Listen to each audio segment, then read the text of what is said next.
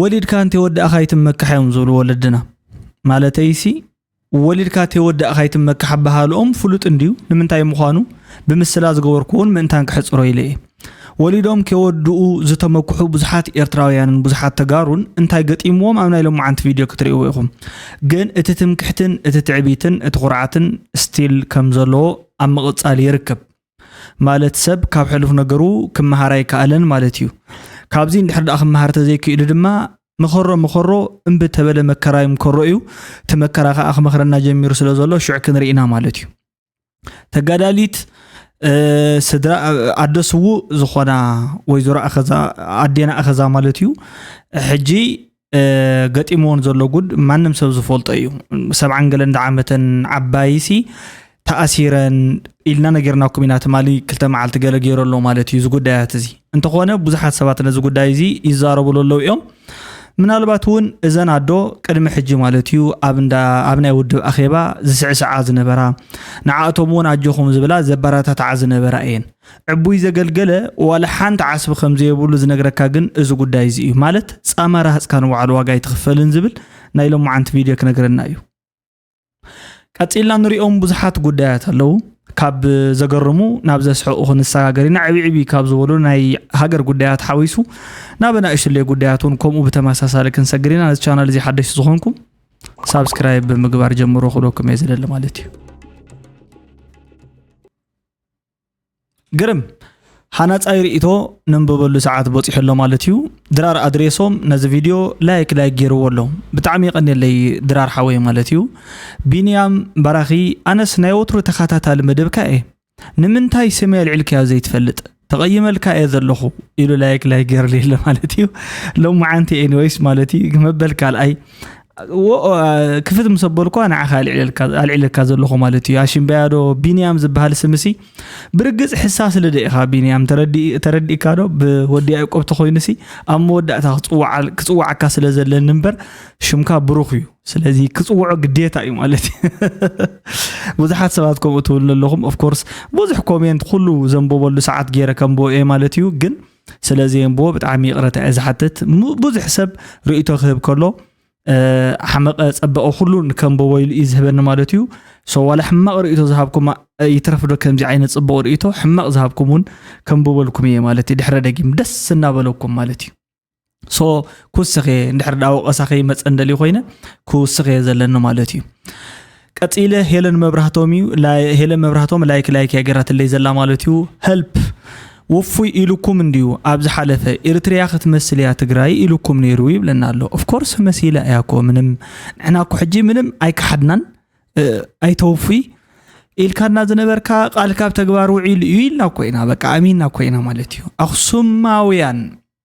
تروز باور أخسماويان تروز باور شدن نسخة مرحينا تتخون سي حزب تجراي خبز اللواك أنزادو مدحانت دنا قرب مرحة تقول لي شاب صرحهم ما هي منتيو قداماي كلهم بجونا سايد زحتو يوم زبل رئيتو أخصماويان تروز باور هيبونا اللو مالتيو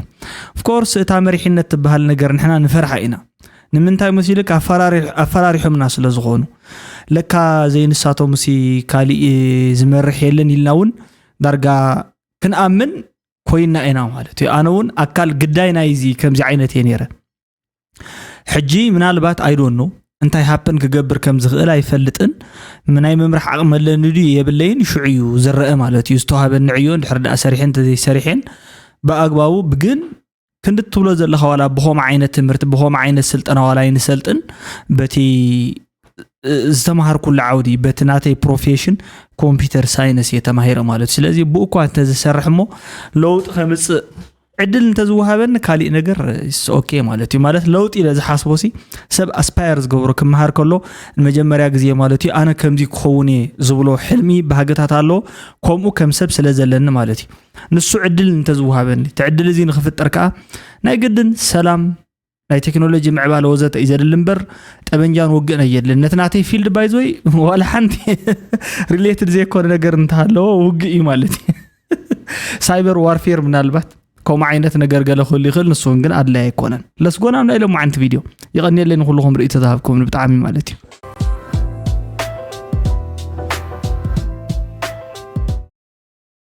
ግርም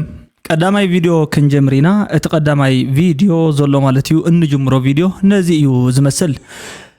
ركب امريكان ايرانن بريزيدنت دونالد ترامب حدش سممعاتون مالتيو حدش سممع غيرلو اد سممعخا بيس ديل بزبهاليو تسمامعم زلو اب لعل ايران تنبيرو زنبر ناي بحر عصوا وي كا نيفال بلوكيد كلعل نغدي ندادي كفوت كونيو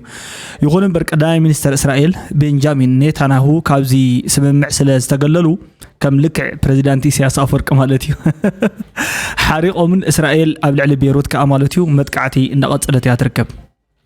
وعلى جي 7 فرنسان من قصاص روسيان يكايدالو ولا ازو على لا تخايدن هالو حدش نجر دولتايو بريزيدنت دونالد ترامب مس ايران يوكرين زلو ناي بوليتيكا تمنيت حيزو اب فرنسان زكايدو على جي 7 بوطيحلو ازي زغبر زلو وعلا كم كل سب زفولطو بريزيدنت روسيا فلاديمير بوتين اب تشاينا عودت بمكياد مس شي جي بينغ تراخيبلو اب زلو الاوان كوينو ازو عودت زي روسيا كاب معراويان حاجرات نزغاطما زلو تنصلو نمبده زغبر زلو خلتا اوركب مخوان يوم بزحات سبات زغلص زلو مالتيو قصيلنا لنا نابتو زبيتاوي غداوي كانا غداوي وشتعدي ناب قال الولا مالتي قال الولا ترامب نا خوينا زل حجنا وشتعدي جوغانت ولا اقرا حوكو يا اخي سدت كوينا براخيب اقرا حوكو يا اخي تختلي افتح عديك يا اخي خشان احيسكي ايساياس ادي اخي سواط ادي اخي بسكوتنا مال عبي اخي شاي دابو بنا مفلحكو يا اخي شاي دابو زقزيق كن صايخ انت بلع تاول عديكو وحلا حلن قعاتن يا اشكركرات كوس زحوليا تبلع قرم هو تمكحتن تعبيتن مبقولون تايو اننت سي مبقولون تايو زي مردا زي مفلاط مالتي يقال قالوا لا فلاط دي يفلاطن اتس اوكي جن تتفولط تخونيا نت زي تفولط جن وي كونيلا تزاريوات لخت كون تخليا مالتي ازي مدع عزليو وي كا نحدا نغرسي ديسكاليت نمغبار طرح زغبر غداي يكونن قدم حجي اب مصحف قدس خونت قال الله كاب كلن اصبيقه زفنفنن صلئنن يلو حانتي هوا زلو አረጊት ኮይኑ ዝሽርሙጥ ምስ በለሲ ድኻ ኮይኑስ ዕቡይ ዝብላሉ ድኻ ኮይኑስ ትዕቢተኛ ዝብል ቃል አለ ኣብቲ ውሽጥ ማለት እዩ እዚ ኣብ ጣዕሚ ኣትገርመን ኩሉ ግዜ ቁጥዕ ከንቱ ምንዮት እዚኦም ተማሉን ነጊሮኩም ነይረ ህርፋን ወዘተ ዝበሃሉ ኣብዚ ከም ዘለዎ ኮይኖም ሓደ ግዜ ኻ መብዛሕትኡ ግዜ ስኡን እንድሕር ኮይንካ ኣትሊስት እንተው ሓደ ትሕትና ክህልወካ ክኽእል ኣለዎ دحر مني تسؤون مني كحجز مني زي حجز نابزول يخون كتأتو مالتي نحنا سؤوناتنا ويداخو إنا مالتي يكون كلها نحنا بتاع إرترانا بتاع تجرين تويلنا زعبنا سبات نفالت إنا نابراناس كل جزيس فلتيا حجي من البات وايت كولار وركر قالوا خينكا نش اللي سعرات غيرين كهتولو انت زي كوينكا أبوين أدي خان أدينسي نابرو درجة مساسالي وده هفتامي بلني جلس سامتين جيل كاتة تزارب تتعبابينا تبيغنا أنا نفلت أمالتي أنا حريص زمس أقول كم مشلا شميت كي أخات بلعني يركا من الوقت ون تعرفي خان تحويس كارلا مالتي تكابي دمس إخوان يركا هذي ولا حنتي حجي اتوانا تأجم جن انتهى له دحرتن دونكورنا نزهز بزي بقى أمبركيهو كجو عزيد لله كسب حجي مالتي بفلاي نزهز بزي قبل كله نزه حجي تولد زولا ملأسي ولده ولدنا ورجاتات يوم نيروم يكبابرو يوم نيروم مكبار زبهالسي حدا مكبار مالت انتاي مالتي مكبار بوردر كاي كون نيرو مالت كم زحجي زولو ناي انديفيدواليزم لايفن هيوتنا يكون نيرو ومحبراو هيوتهم بزطنكر ملكو جن اب كنداي كندخا يبهالو سلازنبرو نسخات جدد انا يجدد يبهالو سلازنبرو نمعلاتهم زكبابرو ولديهم نيرومنا نسخا مغلص حدنتهم مغلصي حبرتهم مغلصي مالت صلال كوينوم نتحدثي ناي منبروم صقم ناي مشفانوم غل ينيرو از تولد زي خا بانصار يو قمطلشي مالت كبرت زفتو ايكونن تخبير كاون صقميو عبويو انت حسير كاون دما كومي بتماساسالي حجي كما يكون زلو ببينا هيوت خير كم مخانو يبلون انا حجي خزارب كلهوس نتسكلو الله حق ايدون نتاسكلا لا تايبالي حق نمزراب سو اب تغارو خمزيلهم كزارو خلو موري قصصهم نمنتاي اتي كابانا مالت نعنا يتورد تقليلو نابا ايز مصنا ابنت عشا صبقولو عشا خفي ولو زبحال نابتي حماق اي زاربن زبله يتقليل زمص حماق كزارب كسمع خلخاس تغراوي ندحر كوين كامو نعخو كيلو حماق يزارب توليو نعي وكيل يكون نزارب زلاقن كم تجاري يتي بهالن اتي أبهالان تزارب وزلا سوا بتعم أزي زدنسو نجاريو زدنسو تمالي زين سخاتكم حاوية باللين جلس عامدين تبل نيرا دحرة دقي ما يتصرفني تبل نيرا أبزخون ساعات كام تصرف تجمر زونكم ديزولو نشتلي أبناء أونلاين التحازؤهم مينتالي اللي تلبيت ديس أوردر نايم خوان تخلو تازلهم سبات ጸገም ይፈጥሮሎ ማለት እዩ ከሮሚ ዝካል ነይሩ እስኪ እዚ አንተ አሪሙ ዋናይ እዚ አና አብነ እንተ አሪሙ ዋናይ እዚ ምኽርስክን ስማዕ ፈደላ ተረፋዓሰ ኤርትራዊ ስደተኛታት ፈደላ አነ ትግራዋይ ሊቢያ ዘሎ ታርዲኽኒ ብዙሕ ሰዓት ኣብ ስደት ዘሎ ትግራዋይ በዝሕ ታርዲኪ ፈሪ ከምኡ ይባሃል ታርዲኪ ሓደ ኤርትራዊ ደገተሊ ተሓጋጊዙ ما جزاه خيرهم قالوا أنا بحرهم حاجة كم مخزن وصيو سووا حاوم دقز وصل ترى ديخن متكم زي متحجزني كوم عم تقرأ يلا ترى ديك كوم بزحنا قران المهار لحنا حادي هذا حجي قرم ما الذي أون توساقيتيا متحجز نحنا بزحنا لنا إيو نمنتاي تمكحتن تعبيتن كبيديو حدا زخونة أبها لالا تابهلا نسا نقول سولومون سي بزح انتاي أف تاريخ ديا وي أبصحوف اللان ديا جن مور كابينا يمسحف كم زمسات هيفلت أنا بايبل يلان كباب كالو صحفاتنا يبيت كريستيانا بترجمات جلوزة تجن تركبيها مالتي نقول سولومون تبني سولومون مالتيو the wise man قلبت نيراتو إذا قلبت كل جزء أب وان صوتها وركب أو إذا قمت أنيرو حاجة حدا معلت جن نقول سولومون لماني كل من كله سميعو انتايو زخون زل يلوهم مالت تايو خوين يلوهم طمي ويلمو طميت مالت انتاي مالتيو لحاتيتوهم من نقول سولومون من تايكم الى حاتيتو نقول سولومون كاب اذا اديو بيرسابيه مثلا انتي تغاغي نقول داويت يوليدو داويت كا نقول دق نقول وراسي زوفان قلن دحر اخوين كابتو شعوان صحاي كواس ايتريوني زبحالا بصلاليو بوزحات مالتيو نعخا زخونو قنبح طلع زبلولكا شقالولو يحاصبوخا وزته تبحال بخنكني خا تعبسو طميت هيفلطن كاب ود نقوسكا ناب نقوس يسغيرو ስለዚህ ወደ ንጉስ ነርካ ናብ ንጉስ ተመጽኻሲ ጥሜት አይትፈልጥን ጸገም አይትፈልጥን ማለት እዩ ሕጂ ከምዚ አስለ ዝበለ ጥራሕሲ እግዚአብሔር ሓደ ነገር ገይርዎ ነይሩ ይብሉ ሰይጣን ነዛ ቀለበቱ ወሲዱ ናብ ባሕር ደርቢዋ ሕጂ መብዛሕቱ ግዜ ምስ ንጉስ ሰሎሞን ተተሓይዙ እዚ አፈ ታሪኽ እንዲዩ መስለን ተተጋጌ ምስ ንጉስ ሰሎሞን ተተሓይዙ ግርማ ሞገስ ተቦ ዝነበረትን ናይ ንግስና ውክልና ወይ ካ ናይ ንግስና ዝኾነ ነገር تا ناي قلبت مالتيو دس سولومون رينج تبايلا تفلط يا بوزح غزي اذا تبوز نبرت غرما موغس تبوز نبرت نسا سلاز نبرت شيطان كاسي نعو مسيلو ملكو ممسالي خلي شيطان ابزوفانو كوفيلو صنيحو افتنا نغوس سولومون مالتي حجي كاتي يتبلون بو نغوس سولومون ابوشت يزول يلمو توانا نغوس سولومون تسب بقى زختم تميلو طميو وغلغل يزول دحراي دفيوم غلا باريرومو أمو داتا كيدونا بحر مالتي نافت تقاقماقم بحري لمنا جميرو كل من جميرو شعو لمنا فلت دو بأقبابو لمنا مسفلت أطبقو حدث بكل من كله زموت عسى دربيلو كابت زموت عسى خاء من الباتون تقلبت أو توحيد أصل زنبرت مالتنا بحري دربيواني ريلوكم قاليو وحيد واز نبر عسايو نسو غيرو تمولي سموتيو نقص مخانو الرقاقيسو قنت اميت تماهيرو مالتي صوت اميت كتمهار اندحر كوينكا صقم كتمهار اندحر كوينكا كافت بافكا زوصحايو قالي خا كتمهار تخيل مالتي كافتهم شجرات استزاربكا يم صقمات كاباتهم يخا كتمهار اذا حاونا خا ازبلو زلو نعو يزو دغمو زلو مالتي نشنش زبلو ነገር አለኒ ብል زي مچم تحدهم كحلو ابزي درجه الى بس حزلنا تي ترفعتا تي بحر دغلغله لومي بزحات تغارو ابزي غزي سدت زخدو زلو غزي بزحات ابلبيا خوينهم نتاي لنا ازميداس كلكم تفضلوا ايرتراون تراوين كون كالومي نحدكا دمخخا حلقا انت اكونكا ولا حنتي زربا يقول استغال مدن اب مونغونا سلام نخدر فقر نخدر زلنا دخنت زلنا صقم بوليتيكا زلنا شكر تغنديتو بسلام بفقر خنفرق نحسب كم زلنا نمبال ايرتراو مالت قرم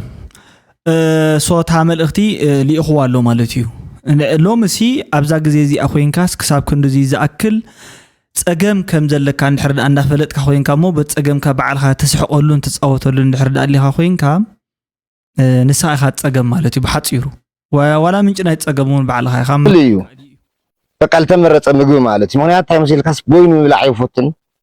ሰብ ክፅጉሙ ኣይፈትን ተኻፊልካ ምብላዕን ክንደይ ናይ ሰብ ፍቅሪ ከም ዘለዎ የረዳእካ ንኣብነት ኣነ ኣብ ሂወተይ ዝበፅሐኒ የለቃ ኣሎ ቅዱስ መስዋእቲ ሓራይ እኳ ዳእሲ ፀፅቡቕ ተንመሳኻኽር ፅቡቕ እዩ ሓደ ግዜ ኣብ ዝተፈላለዩ እዋናት ማለት እዩ ፀፅቡቕ ንሕና ክንዛረብ ከለና ወይ ኣነ ክዛረብ ከለኹ ፀፅቡቕ ክዛረብ ከለኹ መሪፀ ክዛረብ ከለኹ ነፀፅቡቑ ነቶም ነገራት ንዘይምብኣስ ሕማቕ ነገር ንዘይምምፃእ እዩ ምዃኑስ ሰብ ክፈልጥ ክኽእል ኣለዎ ኩሉስ ፅቡቕ ኢና ንገብር ንኣብነት ኤርትራውያን ኩሉ ግዜ ፅቡቕ እዮም ዝገብሩ ተጋሩስ ኣብ ልዕሊ ኤርትራውያን ኩሉ ግዜ ፅቡቕ እዮም ዝምልሱ ኢትዮጵያውያን ፅቡቕ እዮም ዝገብሩ ማለት ኣይኮነን ግን እቲ ፅቡቕ ዝገበረ እንተጉሊኻ ይሓይሽ እምበር ነቲ ሕማቕ እንተደጋገምካዮሲ ሓደ ሱር መሰረት የብሉን ሕማቕ ማለት ሱር መሰረት የብሉን ኩሉ ግዜ ሕማቕ ዝብል ቃል ንሕርዳ ሰሚዕና ወይ ከዓ ሕማቕ እንድሕር ኮይኑስ ካብ ሕማቕ ነገራት እዩ መንጭዩ ማለት እዩ ከዓ ብሓጢያት ዝተፈጠረ እዩ ሓጢያት ከዓ ካብኣቶም ሓደ እንታይ እዩ ቁጥዐ እዩ ካብ ቁጥዐ ቀፂሉ ከዓ እንታይ እዩ ሕማቕ ነገር ካብ ኣፍካ ምዝራብ እዩ ሕማቕ ነገር ካብ ኣፍካ ምዝራብ ከዓ ጠጠው ይኽብል ዘለዎ ሕማቕ ነገር ካብ ኣፍኩም ኣይውፃእ ምክንያቱ እግዚኣብሔር ኩላሊትን ልብን ዝምርምር ኣምላኽ እዩ ዝብል ፅሑፍ ኣሎ ሕማቕ ዘረባ ምዝራብ ኣድላይ ኣይኮነን ዋላ ሰብ ተዛረበካ ተኽኢልካ ምግዳፍ ይፅቡቕ ነይሩ ማለት እዩ ተዘይክኢልካ ድማ ማለት ተዘይክኢልካሲ ሕማቕ እንተዘይኮነስ ብዝኾነ ነገር ትምልሰሉ ተዘይኮይኑ ከዓ ሱቕ ትብል ሱቕ እውን ፅቡቕ እዩ እዚ ሕማቕ ነገር ኣይተዛረቡ እዩ ካብ ወለዶ ናብ ወለዶ ተወራሪሱ ገሊ መስዋእቲ ንሃገር ኮይኑ ቅዱስ ባህሊ ወዲ ስድርኡ ዝፈልጦም ብስእሊ ተሰዊኡ ንባዕሉ ወሪስዋ ተሓድሪ ገለገሊኡ ንኸብዱ ብግዚያዊ ጥቕሚ ክሸይት ዓዱ ንስኻ ግን ንኡሰይ በጀ ሃገር በጀ ህዝቢ ገንሽን ኮንካ ንመስዋእቲ ቀራቢ ማዕዛት ቀልኩም ሸቃጢ ደቃ ሒዛ ሸናዕ ትብል ኣብ ደገ ቅዱስ ቅዱስ ቅዱስ ከምኡ እንተኮይኑ ደኣ ደቂ ክንሰዋ ፍርቂ ዘይተሰው እዮም ቅዱስ ተኮይኑሲ ደቂ ክደኣ ዘይተጋድል እዮም ዘይተሰው እዮም ሃየባ ተቐደስ የተባረኽ ንዕ ደቂ ክትፍዮም هو كم زين نقولكم أنتم شكلت نجادو بدك من بدك ده هتحت دقكم حقكم زوان من دابلكم تعمل نقصن بقى حسن وعين زحول دابلعكم بدك ده هتحت كم زيرو دك حقك كاس قرم ببع أنا خلنا قرم هو تخكليو حدا جزء زي سنخا حتى قرط ملو كويو زي سنخا أنت خوي نسأجم زي يقولوا دليت كهاد قرط ملو تخليها عشان بيادو حتى يترف دو حتى دنقول لون قرط ملكا خطوه تخليها نزيخا أيو بزح جزء بمثلا خزارب كله ولا قويتنا من حنا يذكر سوسي خزارب كلس أب عينكم أباخاتكم زول منقف أب حوكاز أباخا زول عنجتي له بأورو مالتي جندي تيوز أخاسي أب حوكاز زول منقف تري له حر جزء بزح جزء خوم يرأي بزح جزء سأشلت إلكا مالتي خمسة عين التقالسو كم في الصومات مالتي نتخالي إسب زولو تقالس خان كازيت موتن عدخا كم زيلهم زخ حدو قلقل يملون خودهم قلقل تبللا نس حاجي ما أنت تصدق يخون أنت سديد زلا ما أنت خبدان ما أنت نايدك أن كبدية حكينا نزارب زلا حاجة مالتي ما أنتي نابرأك متشوائع زي خام أن نمسب سأل الله إلا عدل أيو أنكو عفت أرى الله إنا نبل جنا أبو خوين كاسي عفت تصبق زلو عفت رهوا زلو خوين كاس طمناتيون كم زي عينة رهوا تزقط ممنيرو ولا كم زي انتظر هو ميل كاري خاطر من زلكاس ويس أنت أروميخا تكون زلكا مالتي موتي خاطر من يلهم زلها تسوق ودو بلت حدربو حيزو تسويقوا خندق زي خسوقوا تاي مالتي خ ترجمون تاي مالتي كندق زي أم كسوق مالتي تسوق سي حدربو حيزو واس تسوق بلت قد ما ون دو أنت قد ملاني دحان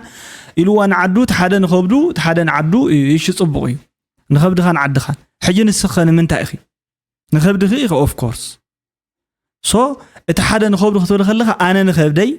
نصوم قلنا عدهم ولا باجم رمادتي زي أول مسواتية مغنيات تنات خرعت تنات كي مالت تنات كزلا برايد ونسي سوق ياسكي نساكو هتسويها سيكالكن مالتي نصوم لو صوم يوم زوبو زلو نسخي نتا خرعت نبعلو تسويها كالكن وا كي تفاكم انت كو اخي كبيرون حوي قدم قرادم بسوات نصا يفتن سوات تصرف سب ኣይፈቱን ኣነ ስዋኣት ምስ በሉ ኣበየናይ ታባ ኮይኒ ሓደራ ኢልና ኢሎም ክላገጹ ምስ ጀመሩ ቀትር ምድሪ ኣብ ከባቢ ኡራኤል ነይረ በኸ እቲ ፖለቲካ ሕጂ ዘሎ ኣይኮነን ንሕና ሸይጣን ኣይግምቶን ተረድሃን ግን ከነመሓላልፎ ወይ ከዓ ከነብሎ ዝግባአና ነገር እንታይ እስኪ ኣብ ደገ ዘሎ ድዩ ስለዚህ ኣነ ስውእ ዝነኽኣለይ ዝትንክፈለይ ይፈቱን እዩ ዝብል ማለት እዩ ስውእ ሲ ዝትንክፈለይ ኣይፈቱን ስውእ ሰማዕታት ዝትንክፍስ ኣይፈቱን ዝብል ሓሳብ እዩ ዘለዎ ስውኣት ዝትንክፍ ወትኽክል እዩ ኣይፈቱን ማለት ብሕማቕ እንተ ተንኪፍዎም ተሰውኡስ ምእንቲ እቲ ዝተረፈ ኢሎም ስለ ዝተሰውኡ እቶም ንስዋኣት ከም መሸቀጥ ገይሮም ሒዞሞም ዘሎ ሰባት እውን ከም መሸቀጥ ክጥቀሙሎም ከለው ንሱ እውን ትኽክል ኣይኮነን ኣብኡን ክትቃወም ይዘለካ ክብሪ መሲልክ ኢኻ ትሰምዕ ዘለኻ ግን ኣይኮነን ንኣብነት መስዋእቲ ቅዱስን ርኹስን ክገብሮ ዝኽእል ንሰይጣን ዝተሰውእ መስዋእትን ንህይወት ናብ ኣምላኽ ዝተሰውእ መስዋእትን እዩ መስዋእቲ ዝበሃል ተረዲኻ እንዲኻ ርኹስን ቅዱስን ዘብሎ ማለት እዩ እዚ ብጉዳይ ሃይማኖት እዩ ብጉዳይ ገል እንድሕር መፂኻ ብጉዳይ ዓለም ድማ ምእንተ ሰብ ምእንተ ካልኦት በጃ ኢሎም ዝተሰውእ እንድሕር ኮይኖም እዮም ቅዱሳት ዝበሃሉ ማለት እዩ ስለዚ ቅዱስ ክገብሮ ዝኽእል ሓደ እቲ ኣብ ክንዱ ዝዛረብ ዘሎ ሰብ ንሸቐጥ ከውዕሉ የብሉን ተውዒልዎ ድማ ንስኻ ሽዑውን ክትዛረብ ኣለካ ከየራኽሶ ኢልካ ተኣምን እንድሕር ኮይንካ ማለት እዩ ተዘይ ኮይኑ መሪፅካ ኢኻ ትበክ ዘለኻ መርጦ ኣልቃሽ ዝበሃል ኣሎ ከምኦት ኮን ማ የብልካን ኤርትራን ከምኡ ድማ ሰማዕታት ትግራይን ክንሓስብ ከለና ብዘየገድስ ፖለቲካ ቁኑዕ ድነይሩ ጉጉይ ብዘየገድስ ፍቕርን ጽልእን ሕወሓትን ህግደፍን ብዘየገድስ ተገፊፎም ድዮም ፈትዮም ድዮም ብዘየገድስ እታ ክትክፈል ዝግባእ ሓንቲ ርሑም ንመሬቶም ንሃገሮም ከፊሎም ስለ ዝኾኑ ረዚን ክብር ኣለና ይኹን እምበር ኩሉ ግዜ ብዛዕባ ዞም ሰማዕታት ክንሓስብ ከለና ብድሕሪኦም ዝስርዑ ካብ ሓንጎልና ክፍለዩ ዘይብሎም ስድራ ስዋኣትን ስንኩላንን ኣለዉ እዚኣቶም ክንሕብሖም ዘይንኽእል ተኾይንና ንዓኣቶም ዓመት ምብዓል ዋጋ የብሉ ኣብ ወገን ትግራይ ክሪኦ ከለኹ ዝሓሸ ስራሕ ተሰሪሑ ኣሎ እቶም ስዋኣት ተነጊሮም ጥራሕ ዘይኮነ ንዕኦም ዝኸውን መሬት ድዩ ናይ ገንዘብ ድዩ ስድራ ቤት ሓገዝ ዝግበር ኣሎ ወገን ኤርትራ ግን እቶም ትማል ትግራይ ዝኣተው እኳ ስጋብሎሚ ልዑል ክብሪ ተነቢሩሎም ኣይተነግሮን እዚኦም ክንገብር ንድሕር ዘይንኽእል ኮይንና ቁዛ መንበር ዝኽሪ ይኮነን ስለምንታይ ንህዝቢ ኤርትራ ዘይነግሮ ኢሳያስ መስለካ ንሓንቲ ወዳ ዝመታ ስለምንታይ ዘይነግራ እንዳተሰቃየት ክትነብር ከይትቐስብ እንዳነበዐት ክትነብር ሕጉስ ህይወት ከይህልዋ ወላ ወዳ መይትዋ ምንኣሱ ክተመርዖ ኮላስ ከይትሕጎስ ወይ ምዕባይቲ ዝመታ ክትመርዖ ኮላስ ከይትሕጎስ ዕልል ከይትብል እንዳተሰቃየት ክትነብር ኣብ ነብሱ ወከፍ ልቢ ወላዲ ኤርትራ ጓሂ ንምግዳፍ እዩ ዘይነግሮ እምበር ምንጋር ጠፊዎ ይኮነ ዝገርም እዩ ማለት ከምኡ እዩ ኢለ ክግምት ኣነ ማለት እዩ ካሊእ ለውጥ የብሉን ናይ ብሓቂ ተኾይኑ ሓደ ግዜ መስዋእቲ ብዓይነ ተመልካቱ እዩ ሓቂ እውን ብዓይነ ተመልካቱ እዩ ስለ ዝኾነ ሪላቲቭሊ ትሩስ ስለ ዝኾነ ማለት እዩ ንኣብነት ኣብ ዝሓለፈ 2013 ዓመተ ምህረት ካብ ኤርትራ ወይ ከዓ ሻዕብያ ልኢኹዎም መፂኦም ኣብ ትግራይ ዝሞቱ ኣዶ ትግራይ ንኽቆትሉ ወይ ከዓ ሳምቲንግ ንኽገብሩ ወይ ከዓ ንኽዕምፁ ንኽደፍሩ ሳምቲንግ ወይ መንእሰይ ንኽጭፍልቑ ንኽሰርቁ መፂኦም ሕጂ ተተሰዊኦም እዚኦም ሕጂ ብኣና ርኹሳት ተሰዋእቲ እዮም ሓቂ ንምዝራብ ማለት እዩ ወላ ሓንቲ ምንም ትርጉም ኣብ ዘይብሉስ ደሞም ከም ናይ ከልቢ ማውታ ኮይኖም ዝተረፉ ኢኻ ትብል እንተኾነ እውን ግን ብወገን ዓዶም ከዓ ሓደ ግዜ ኣንጻራዊ ምኾነ ሓቂ እትፈልጦ ብወገን ዓዶም ከዓ ንኽብሪ ንሉኣላውነት መሬትና ኢሎም ዝተሰውኡ ኢሉ እዩ ክኸብረሎም ኣብዚ ሕጂ እንታይ ኢኻ ትሕዝ ህይወት ደቂ ሰባት ንዘይ ምቕጻል ወይ ከዓ ንምቕጻል እንድሕር ዳ መስዋእቲ ከፊሉ ሓደ ሰብ እዚ ጽቡቕ ዕላማ እዩ ነይሩ ህይወት ደቂ ሰባት ንኸቋርጽ ኢሉ ሞይቱስ ቅዱስ ዕላማ ኣለዎ ኢልካ ንኣብነት ከተኽብር ተለኻ እውን ኣነ ሕጂ ንኣብነት ኩሉ ዝተሰውአ ዕላማ ፐርፐዝ የብሉ እንድሕር ኮይኑ ዕላማ ክህልወካ ኣሎ ዕላማ ዘይብልካ ተኮይንካ ፐርፐዝለስ ኢኻ ማለት ምንም ዘይትፈልጦ ነገር እንድሕር ኮይንካ ሓውካ ቀቲልካ ሕጂ ድሕራይ ተሓደሓው ንዓኻ ወይ ከዓ ምንኣስካ ቀቲልካዮ ትምዕባይካ ተቐቲልካ ስውእ ኢኻ ናይ ምንታይ ስውእ ኢኻ ንስኻ ሙት ኢኻ ትበሃል ዝሞተ ማለት ዝተሰውአ ማለት እኮ በጃ ማለት እዩ ካልኦት ሰባት ንኸይሞቱ ሕማቅ ንኸይገጥሞም ዝሞተ ማለት እዩ በጃ ራንሰም ብእንግሊዝኛውን ከምኡ ማለት እዩ ኣብ ክንዲ ሓደ ዝሓለፈ ማለት እዩ ንምንታይ እቲ ኻሊእ ከይሓልፍ ዝሓሸ ናብራ ክነብር ሓደ ሰብ ግን እቶም ካልኦት ዝሓሸ ናብራ ከይነብሩ ይስዋዕ እዚኣቶም ከምዚ ዝበሉ ቃላት ሕጂ መዋቃዕቲ እዮም ብመሰረቶም ማለት እዩ ክሊር ይኸውን ዘሎ ጽሩይ ከማይንግሆ ንዕላማ ህይወት ንደቂ ሰባት ንኸድሕን ዝተሰውአ ኣብ ዝኾነ ይኹን ዓዱ ጥራሕ ኣይኮነን ንኣብነት ክልተ ሰለስተ ኮይኖም እንዳተሰደዱ እሕዋት እቲ ሓደ ንዓቶም ከድሕን ተተሰዊ እንተሞይቱ ስውእ እዩ ምክንያቱ በጃ እዩ ቁፅሮም ኣይኮነን ዝረአ ዘሎ ማለት እዩ እቲ ኣማውቱ እዩ ትሞቱ እዩ ንሕና ግን ንገለገሊኡ ዘይተደለየ ክብሪ ንገለገሊኡ ዘይተደለየ ሓሳር ስለንህቦ ዘለና ትክክለኛ ትርጉም ስለዘይብልና ትማል ወዲኤ ጅግንነት ንኽንፈጥር ጀጋኑ ክትፈጥር ትኮይንካሲ ጅግና ዝኾነ ማሕበረሰብ እና ጅግንነት ኣመላኽቱ ማዕረ ዝኾነን ምዕሩይ ዝኾነን ኣተሓሳስባ ብዘለዎ ሰብ ኢኻ ትፈጥሮ ትኽእል ማለት እዩ ሶ ፀገም ካብ እዩ ዝምንጮ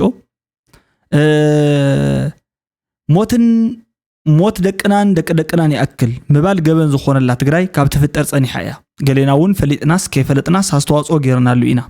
ይሕዝንን ይሕፍርን ካብዚ ዕብዳን እዚ ቀልጢፍካ ንምውፃእ ከም ህዝቢ ኣብ ልዕሊና ተዳዕነነ መሪሕነት ፀማም ጉጅለ ክለግስ ካብ ምግባር ወፃኢ መማረፂ የለን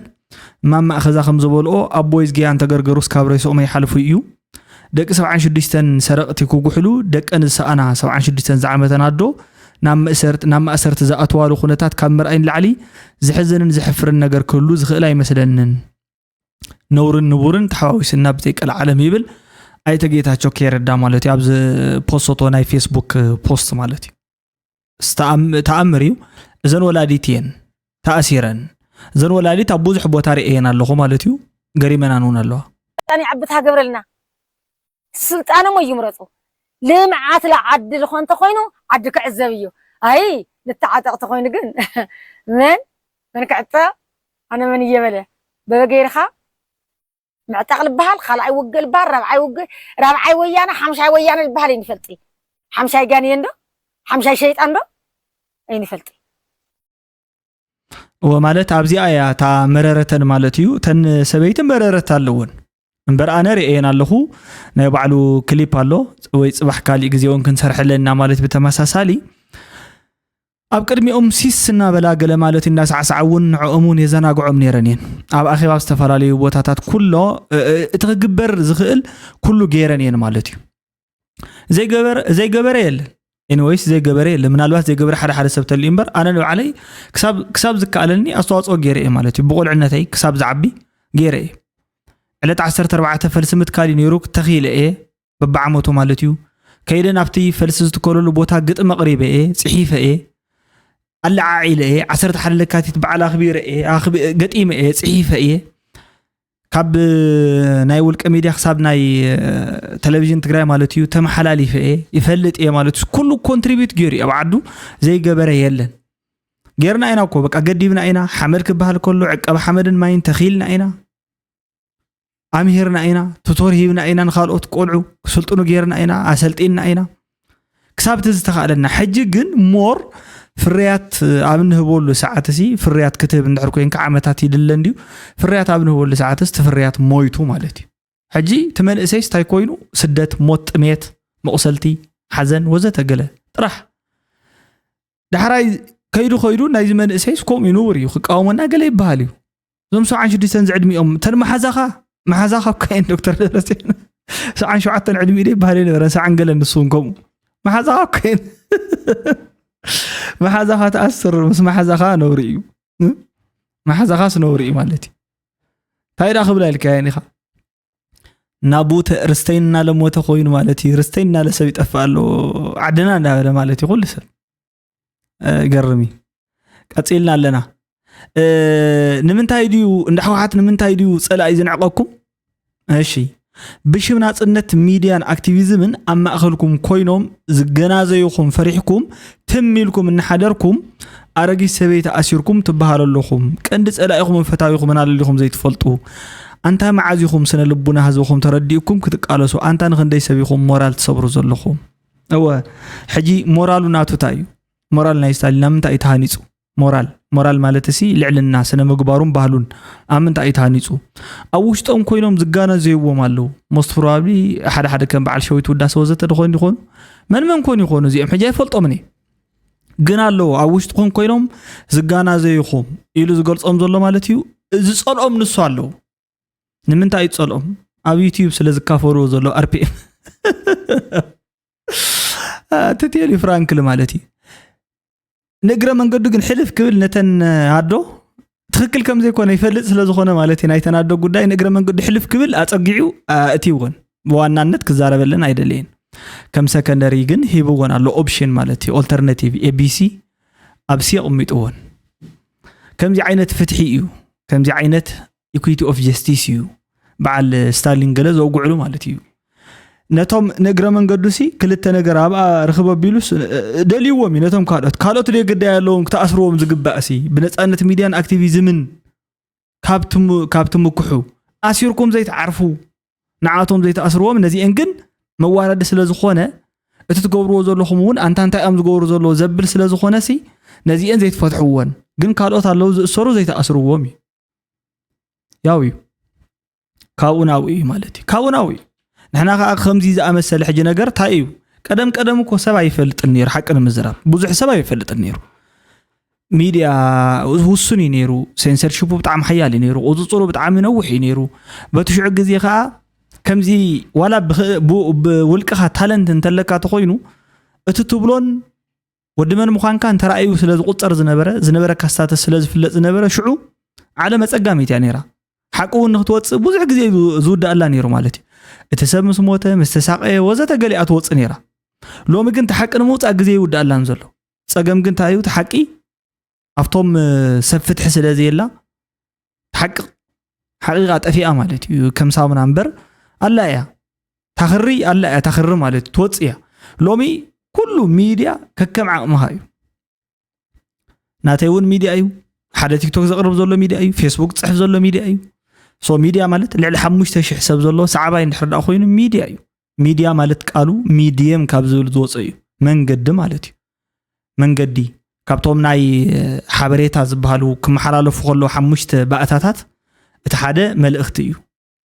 ተሓደ ከዓ ሚዲየም ወይ ከዓ መንገዲ እዩ ተኻልኣይ ሰማዓ እዩ እቲ ሳልሳይ ላኣኻ እዩ ማለት እዩ ተሓደ መልእኽቲ በዓል እዩ تخالي دما تلاقى منقد بروتوكول زبالي سلازي حمشته إلمنتات ناي ملأخت اللو ناي ميسيج مالتي 5 elements of message زبالو حاجي كابزي أتوم حدا ميديا ايو ميديا مالتك منقد مالتي ميديم مالتي منقد مالت حبريت هذا محلل فلو مالتي سو لومي أب إيدك خوينو له نخدو قوات أرخم تناي قدم عفنوهم أسروهم وزت بفيسبوك يرو بوستي بلو ناقفة فنها لو افتوش تأسر بيت كوين حدا بوستي قفر شنق كسازو لكا مالتي عقلها ساب تصبك نسألنا تيبكا ما بكن تتعرف نزيهم كلهم نخد عطسو مكراخة تركب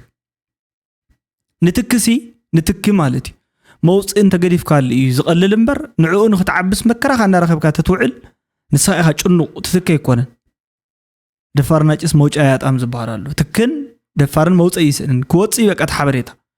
ناوت أخا مكرا خووني مال أما ودأتو ويت إنترنت ونقراريس كان مع الهون قطفت خوين كاين فلتن كوم غير كم ودأت أخا من ودأت أخا يدنسي خوون من مارس مالتي إساس بهذا انترفيو سمع هات وانكس بوليتيكا حسبو أبجريد اللي زقولوا نيرو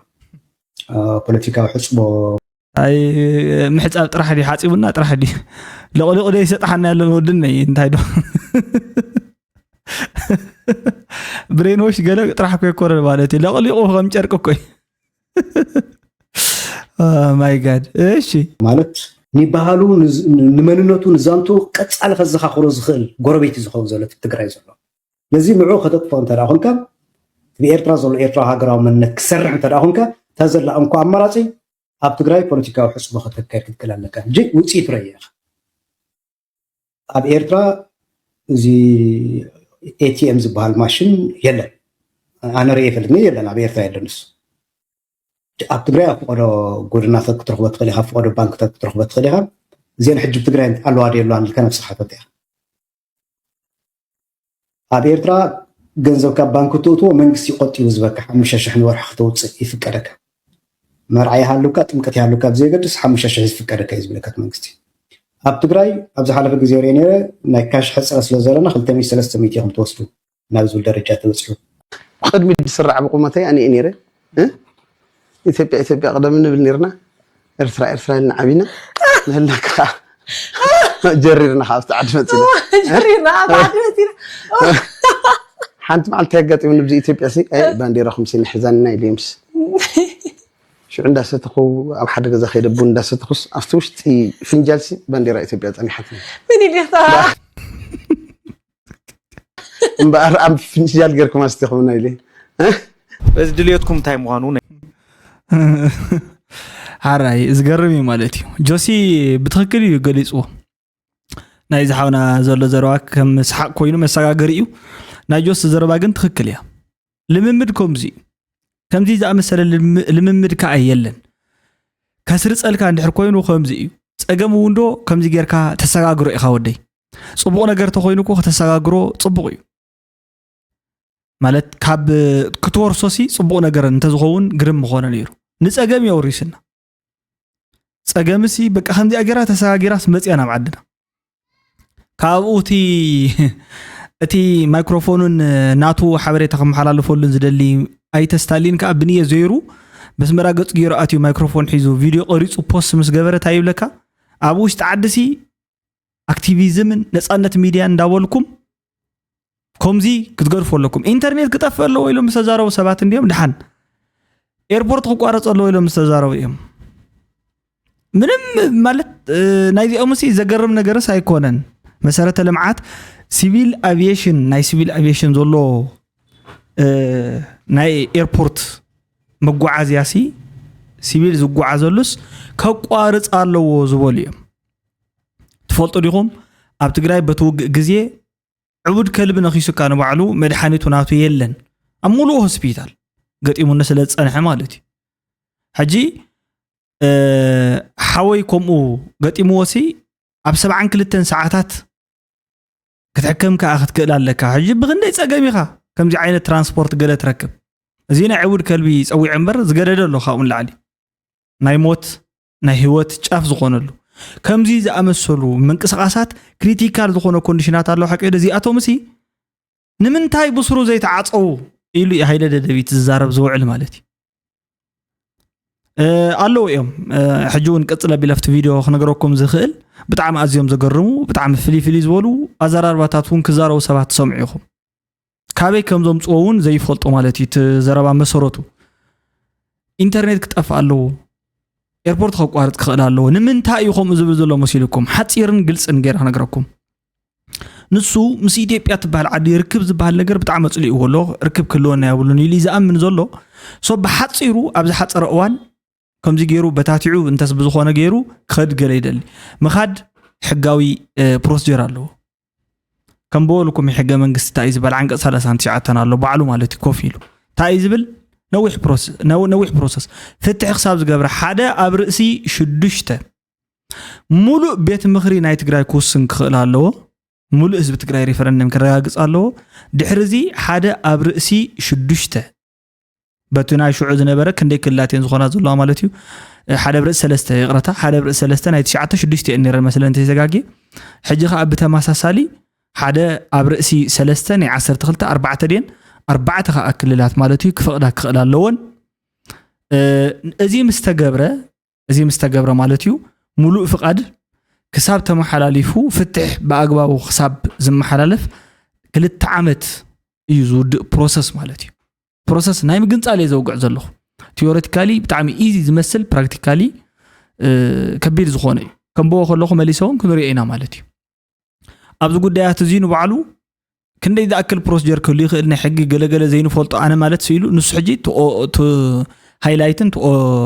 ጠቕላላ ሲሉ ኦቨርቪው እዩ ኣብ ውሽጡ ዲቴይል ኣፈጻጽማ ብሕጊ ዝውሰን እንዳበለ ዝገደፎ ማዓት እዩ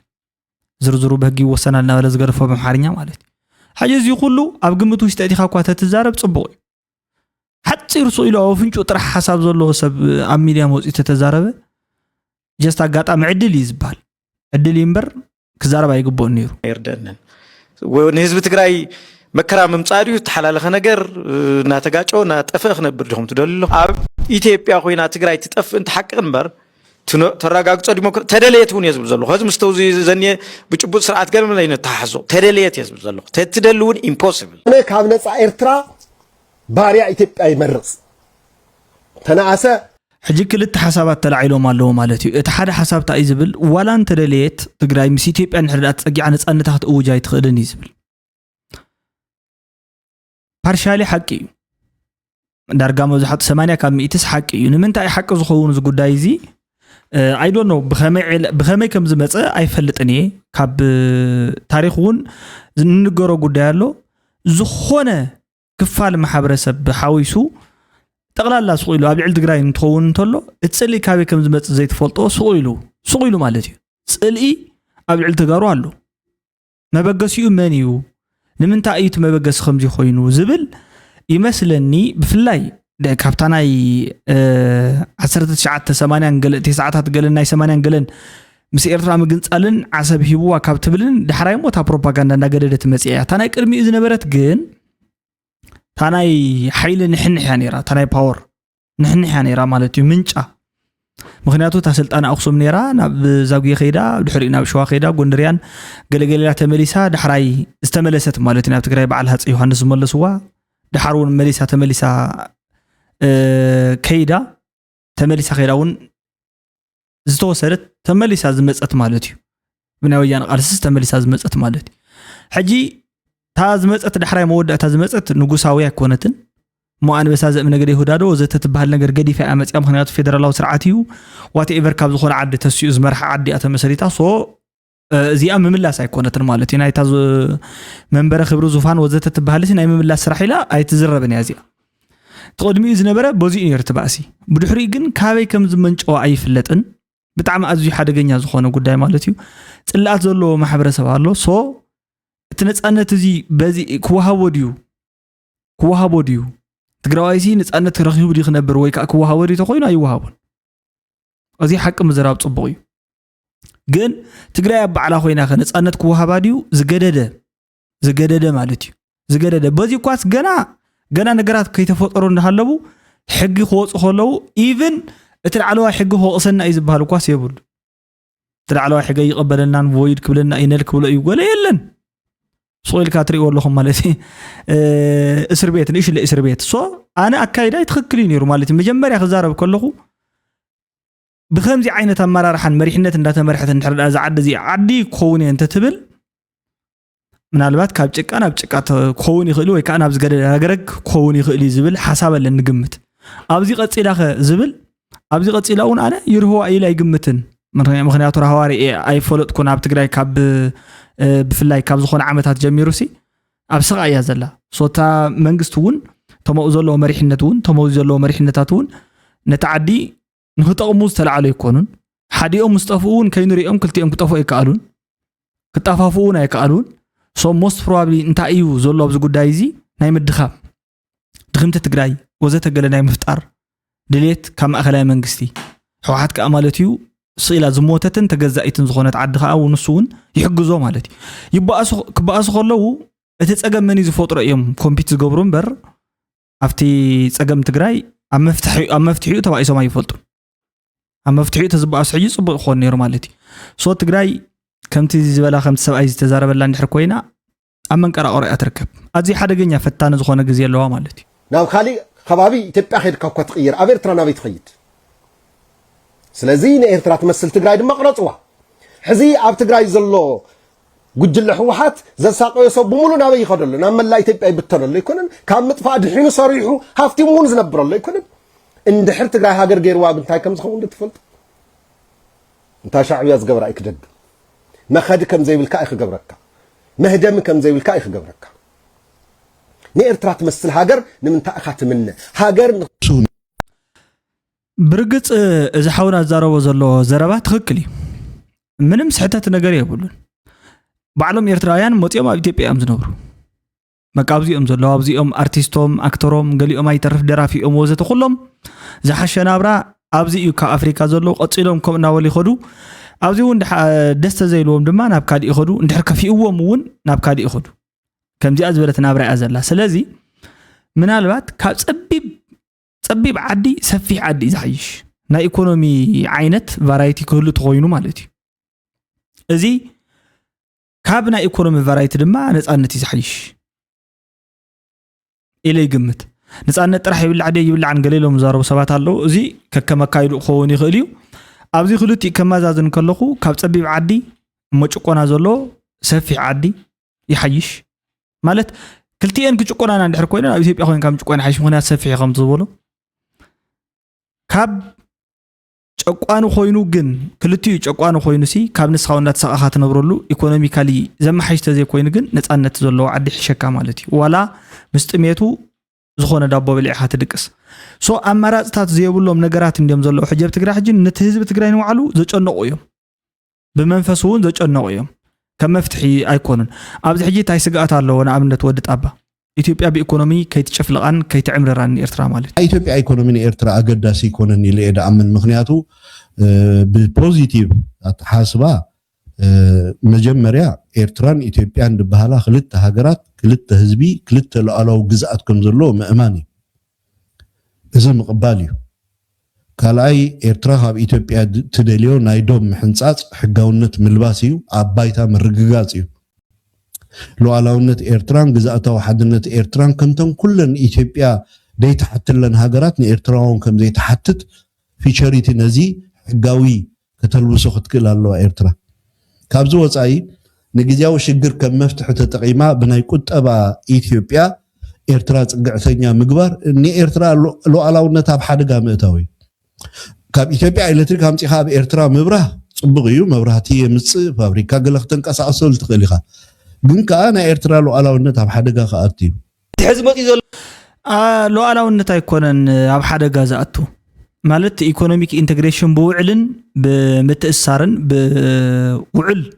ውዕል ዘሎ ርክባት እንድሕር ደኣ ኮይኑን ብንካን ሃባን ዝተመሰረተ እንተኮይኑ ጀስት እዚ ከምዚ እንታይ ዝበሃል በለፃዊ ልፍንተሄት ዘይኮነስ ረብሓዊ ልፍንተሄት ዝበሃል ነይሩ ሙቹዋል ቤነፊት ዝበሃል ነይሩ ሙቹዋሊ ትረባባሕ ከምዚ ናይ ላይከንን ሞስን ዝዓይነቱ ኣካይዳ ማለት እዩ ተሓደ ሱር እዩ ተሓደ ቆፅሊ እዩ ከምቲ ናይ ኣልጌን ከምቲ ናይ ሳባን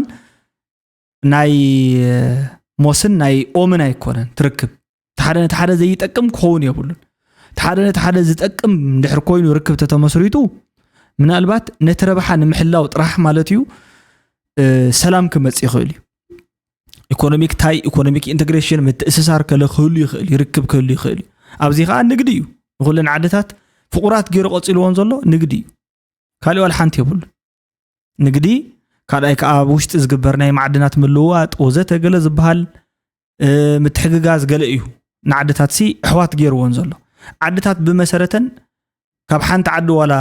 ዝውለዳ እንትኾና ዋላ ተፈንፂሕን ዝመፃ ትኾና ከም ምውላድ ከም ሰብ ስምዒት ወዘተ የብሉን እኮ ትገፀ መሬት ከምኡ የብሉን እንታይ ደኣ ሓደ ገይርዎ ዘቆፅሎ ዘሎን ብፍቅርን ብሰናያን ዘቆፅሎ ዘሎ ተተባሂሉ ንግዲ ርክብ ማለት እዩ ስለዚ ልቢ ናይ ኩሉ ናይ ወዲ ሰብ ኣካል ቀጥ ቢሉ ዝሕዝ እንዲ ሓቂ ከምኡ እዩ ንግዲ ማለት እዩ ንኻልኦት ዓድታት ሰላመን ዝሕዘለን ርክበን ሓንቲ ነገር እንተተባላሽያ እቲ ሰብ እታ ህይወቱ ትባላሾ ስለ ዘላን እታ ላይፍ ስታንዳርዱ ትባላሾ ስለ ዘላን ኣብ ኣዩ መሰረት ገይሩ ዝዛረብ ማለት እዩ ሶ ካብዚ ወፃኢ ርክብ ዘይብልካ እንድሕር ኮይንካ ሶልካ ኢኻ ዘዝመፀልካ እንዳተዛረብካ ትኸይድ ምክንያቱ ንንግዲ ኣይኮነን ንግዲ ክህሉ ክኽእል ኣለዎ ንግዳዊ ምትእስሳርሲ ክህሉ ክኽእል ኣለዎ ቀደም ሕውነት እውን ብኡ እዩ ዝመፅእ ነይሩ ማለት እዩ መብዛሕትኡ ግዜ ዋላ ወለድና እውን እኮ ርሕቕ ኢሎም ክኸዱ ከለዉ ካብ ገዝኦም ወፂኦም 2 መዓልቲ 3 መዓልቲ ወፂኦም ምሽ ይኸዱ ነይሮም ክኸዱ ከለዉ ኣብቲ ዝሓደሩሉ ገዛ ኣብኡ እዮም መውስቦ ዝጅምሩ ነይሮም መውስቦ ማለት ይጣየቆበ ገዛኹም ገለገለ ይበሃሉ ዳሕራይ መግለሲ መንገዲ ክኾነኒ ኢሎም መውስቦ ብኡ ይጅምሩ ነይሮም እዚ እንታይ ዝነግረካ ርክብ ንግዲ ማለት እዩ ንእግረ መንገዱ ንኻሊእ ግዜ መዕረፊ ክኾነኒ ኢልካ መውስቦ ይግበር ነይሩ ዓድታት እውን ከምኤን እዚ ናይ ውልቀ ሰባት ህይወት ስለ ዝኾነ እምበር ናብ ዓድታት ተወሲድካ መዕረፊ ክኾንና ኢልካ መፀግዒ ክትኮንና እምባ ክትኮንና መፀግዒ ጎልጎል ክትኮንና መሳፍሒ ኢልካ ኢኻ ርክብ ክትጅምር ዘለካ ትስግኣትካ ተረዲኡ እየ ምክንያቱ ናይ ኤርትራ መንግስቲ ምንም ዝሰርሖ ነገር ስለዚ የለ እንታይ ህውሲ እንታይ ክቕበል ሓቅኻ ኢኻ ማለት ዘየጨንቕ ካሽደን ክትብል ትኽእል ኢኻኩ እንታይ ሂቡ እንታይ ክቕበል እንታይ ክህብ ዝህብሉ ሕጂ ንሱ ስለዘየብሉ ነቲ እቲ ህዝቢ ድማ ብሓፂሩ ትፈልጦ ኢኻ ምስ ኢትዮጵያ እንድሕር ዳኣ ተኣሳሲሩስ ሓንቲ ለይቲ ኣይሓድርን ብሱሩ ሰብ ጨኒቕዎ እዩ ዘሎ ዓቕሉ ክሳብ ክሳዱ ይበፅሕካ እኮ ሓደ ግዜ ዛሷይኮ ወፂኡ ገንፊሉ ዝጠፍእ ሰፊሕ ነገር ይደሊ ነፃነት ይደሊ ዝበልኮ ንዕየ ነፃነት ማለት ሲ ከም ድሌትካ እንታይ ዝበሃል ተቦ ነፃነት ድማ መብዛሕትኡ ግዜ ካብ ቁፅፅር ወፃእ ምዃን ማለት እዩ ኣመና ስትሪክት ዝኾነ ሱፐርቪዥን ካብ ዘለዎ ነገርስ ወፂኻስ ብፍሪደም ምንባር እንታይ ትበልዕ ለኻ እንታይ ትሰተ ለኻ ዘይትበሃለሉ እሱ ድማ ሰፊሕ ኤርያ ይሓትት እዩ ብተፈጥሩ ናይ ኢኮኖሚ እውን ከምኡ ሰፊሕ ቫራይቲ ዘለዎ ቦታ ይሓትት እዩ ነዚ ጉዳይ እንዳፈራሕኻ ክትንትኖ የብልካ ከም ሓቂ ኢኻ ክትዛረበሉ ዘለካ ዓይነት ኢኮኖሚ ክንፈጥር ክንክእል ኣለና እዩ ናተይ ስራሕ ክንፈጥር ክንክእል ኣለና ዳይቨርሲቲ ናይ ወርክ ናይ ታንጅብል ዝኾነ ናይ ስራሕ ውፅኢት ክህሉ ክእል ኣለዎ ተዘይ ኮይኑ ድሌትካ ዋት ኤቨር ዩ ቶክ on any smartphone in the world you can't change a country lu ቀዳይ ሚኒስትር መለስ ዜናዊ ክዛረብ ከሎ ድሌትካ ጽቡቕ ዘረባ ምሩጽ ዘረባ ኣብ ምሩጽ ቴክኖሎጂ ጽቡቕ ትፎን ሒዝካ ትዘረብ ውዒልካ ትዘረብ ተተሓድር ዓዲ ክትቀይር ኣይትኽእል ሕጂ ኣነ ትዘረብ ውዒለ ትዘረብ ተዘሓድር ኔቨር በዚ ዓዲ ይትቀይር ሎ ኦሮምኛ ዘረብ ሸዋ ማእኸሉ ዝገበር ሓይሉ እውን ኢትዮጵያ ብመልክዑ ክሰርሕ ንትግራይ ክበልዕ ወሲኒ እስራኤል ሪሶርስ ስለዝነበረ ኣይኮነትን ሃገር ወኒና እዚ ብዛዕባ ምስረት ሃገርን ህንፀት ሃገርን ትግራይ ክተውግዕ ዘርከብካ ክትኮነ ኣለካ ማለት ሰለስተ ሰባት ተዘራሪቦም ሸዋ ዘለዎ ገለ ንዓና ንኽበልዑና ገለ መፅኦም ኣለዎ ገለ ሓደ ግዜ ኢማጂነሪ ዝኾነ ማለት ዘይትፈልጦ ቦታ እንድሕር ኣለውን ከምዚ እዩ ከምዚ ክበልዑና ኢሎም ገለገለ ንባዕላቶም ኣብ ጭንቀት ዘለውን ኣለዉ እዮም እዚ እውን እንዳሓሰብና ንዛረብ ካልኣይ ብዛዕባ ናይ እስራኤል ተዛሪቡ እስራኤል ብኣካል ስለ ዝፈልጣነ ፅቡቕ ዝኾነ ኣክሰስ ናይ ባሕሪ ዝነበራን በቲ ሽዑ ግዜ ከዓ ንሳ ተገንፂላ ዝኾነት ዓዲ ኮይናስ ተመስሪታ ዓዲ ኮይና ናይ 1947 ዓመተ ምህረት ዓንቀጽ ናይ ዩኤን ዓንቀጽ ይኹም ገይርዋ ማለት እዩ ንሱ ከዓ ዝገበራ ማለት እዩ ብስፔሻል ኬዝ ስፔሲፊክ ንዓኣ ዝጠልብ ዓንቀጽ ስለ ዝነበረ እዩ ተዓንቀጽ ንሱ ማለት እዩ ከምኡ ዓይነት ዓዲ ምስረታ ይጠልብ ነይሩ ካብ ዝኾነት ዓዲ ተገንፂላ ኣይኮነትን ሕጂ ሴሴሽን ዝበሃል ኣሎ አንታይ ሴሴሽን ባያዝ ዝበሃል ከዓ ኣሎ ምግንጻል ማለትን አንጻር ምግንጻል ዝበሃል ኣድሎን ኣሎ ሕጂ ኣብዚ ሕጂ ሰዓት ማለት እዩ ብዙሓት ዓድታት ዝገጥመን ዘሎ ማለት እዩ ብዙሓት ዓድታት ዝገጥመን ዘሎ ጉዳይ ንሱ ንኣብነት እተን ሕጂ ዘለዋ ጃየንትስን ሓያላትን ዓለማትን ከም ትግራይ ዝኣመሰላ ዝግንጸል ሓይልታት ኣለዎን ንኣብነት ቻይና ታይዋን ኣላታ ህንድ ማይናማር ኣላታ ሩስያ ዩክሬን ክሪሚያን ኣለዋ ኣብ ትጎና እስራኤል እውን ትሪኦ ኣለኹም ፓለስቲን ሳምቲንግ ገለ ዝበሃል ኣለዋ ናይ ኢራን እውን ክልተ ከም ዝኾነ ሓይልታት ገለ ሳምቲንግ ኣለዉ ኣሜሪካ እውን ሪኢኹማና ንዓል ቬኔዙዌላ ካልኦት ጉዳያት ሰኩለንተን ዓድታት ታየን ዝገብራ ዘለዋ አንጻር እቲ ከምዚ ዓይነት ምንቅስቃስ ነዚ ንምግባር እውን ማለት እዩ ማለት ዕሽሽ ይብለኻ አንታይ ሴሴሽን ባያዝ ማለት ንሱ ማለት እዩ